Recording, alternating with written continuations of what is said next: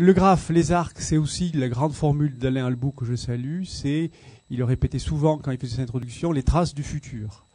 Et c'est à la fois une image qui va bien aux arcs, mais c'est bien l'image que le graphe essaie d'apporter, puisque nous allons aujourd'hui, et demain et jusqu'à mercredi, travailler sur les territoires. L'an dernier, lorsqu'on avait lancé ce séminaire, on ne pensait pas tomber d'actualité, puisque aujourd'hui les territoires, c'est à la fois un travail parlementaire, c'est un travail d'actualité, c'est à la fois une ardente obligation, puisque nous avons, nous, hospitaliers, à réfléchir sur la composition, l'organisation des territoires, mais c'est aussi un mouvement en perspective. Qu'est-ce que vont être les territoires de demain et comment nous situons dans ces territoires.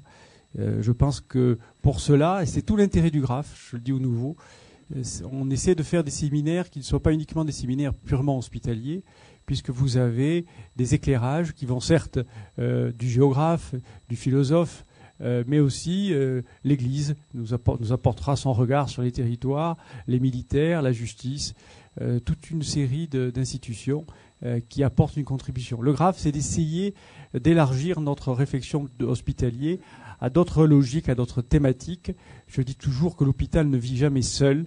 L'hôpital produit une évolution, mais il est aussi dans une évolution qu'il conduit, et il faut essayer de s'en rapprocher, d'essayer de mieux l'étudier. Alors ceux qui me connaissent savent toujours que je termine par une réflexion, mais comme je trouve que c'est complètement stupide de vouloir inventer ce que d'autres personnes plus intéressantes ont dit, je voulais vous apporter cette réflexion de Napoléon. C'est sur ce thème les trois quarts des hommes ne s'occupent des choses nécessaires que lorsqu'ils en sentent le besoin, mais justement alors il n'est plus le temps.